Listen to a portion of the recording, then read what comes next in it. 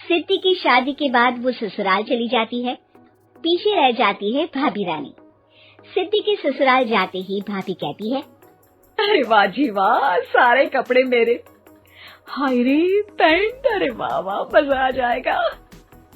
अरे ये सिद्धि की अलमारी के सामने खड़े होकर क्या बड़बड़ा रही है?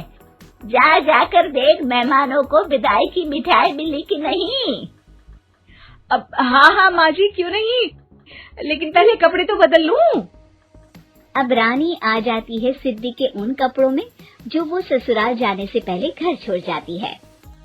अरे रानी, कुछ दिन रुक जाती। अरे ये तो सिद्धि बिटिया को मैंने ही दिया था, बड़ा ही फबता था उस पर, तुझ पर तो कुछ खास नहीं लग रहा। अब वो ना मेरे सारे कपड़े गीले थे तो सोचा पहन लूं। वैसे भी सिद्धि को कौन सा दिन पुराने आउटडेटेड कपड़ों को पहनना है। वैसे भी ये सूट तो मैंने तभी पहना था, वैसे खास है भी नहीं ये। हाँ ठीक है, लेकिन ना मेरी सिद्धि पर तो जमता था। सारे मेहमान चले जाते हैं और सिद्धि ससुराल से मायके पहली बार आती है। अपना घर, अपना कमरा, अपनी अलमारी। ये बोलकर जैसे ही सिद्धि अलमारी खोलती है तो सामने उसके कपड़ों की जगह कुछ और ही रखा होता है। माँ, जरा कमरे में तो आना। सास और रानी वहाँ पहुँच जाते हैं। रानी ने पहनी होती है सिद्धि की जींस और टी शर्ट। अरे भाभी, ये क्या? ये तो मेरी बड़ी ही महंगी टी शर्ट है, इसे आपने घर में क्यों पहनी है? अरे बहुत मिलती है दीदी ये चौक की मार्केट में, 150 में। ओ भाभी प्लीज, ये एरोपोस्टल है, 2000 की एक टी शर्ट। ओहो, 2000 में तो दीदी 4 साड़ी आ जाए। अब क्या बोलूं? भाभी, ये मेरी अलमारी में छोटू के कपड़े, तो मेरे कपड़े कहाँ हैं? मेरी अलमारी में? अब दीदी आपको कौन से पुराने कपड़े पहनने थे? माना भाभी, लेकिन मैं जब घर आती तो यही सब पहनती ना। अरे तुम तो बड़ी कंजूस हो दीदी। खैर, वक्त आता है जब सिद्धि ससुराल के लिए रवाना हो रही होती है। अरे रानी, अंदर से सिद्धि का गिफ्ट ले आ, लड़की पहली बार ससुराल से मायके आई है। रानी अंदर जाती है और एक सिंपल सी साड़ी लेकर बाहर आ जाती है। ये लीजिए माँ जी।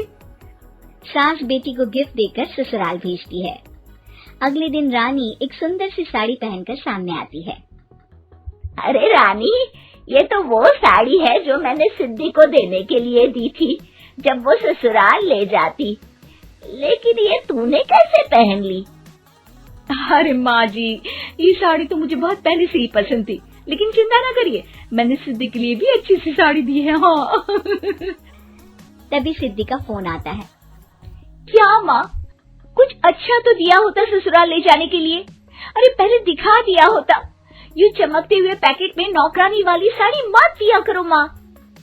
अरे बेटे, वो तेरी भाभी ने ना गलती से उससे पैकेट बदल गया। हाँ, मैं कल ही तेरे भाई के हाथ से तेरा वाला पैकेट भेज दूंगी। अरे रहने दो माँ, आई एम श्योर भाभी ने अभी वही साड़ी पहनी होगी जो तुमने मेरे लिए रखी थी। तुम तो समझ नहीं पाई उनको। खैर छोड़ो, मैं ज्यादा बोलती अच्छी नहीं लगती, रहने दो, आपको उन्हीं के साथ रहना है, फिर बात करेंगे। सास को रानी पर गुस्सा आ जाता है। वो उसके कमरे में जाती है जहाँ वो शादी का एल्बम देख रही होती है। रानी, मार्केट जाकर एक ऐसी ही साड़ी लेकर आ, कल प्रतीक जाकर सिद्धि के घर दे आएगा।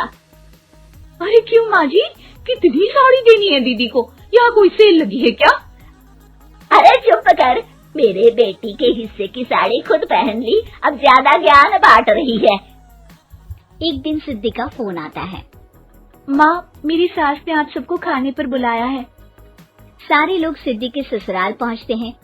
खाना खाकर वो लोग निकल रहे होते हैं कि सिद्धि की सास सभी को गिफ्ट देती है। अरे बहन जी, बेटी के घर का खाना खा लिया, यही बहुत है जो आप ऊपर से गिफ्ट भी दे रही है।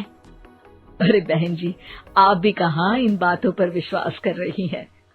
सास सभी को गिफ्ट देती है, लेकिन रानी को जो साड़ी देती है वो अजीब सी हरे रंग की, लाल रंग के बड़ी छाप वाली होती है। अरे छी, ये कौन पहनेगा? सासू माँ को तो जरी वाली इतनी सुंदर, और मेरे लिए ये नौकरानी वाली।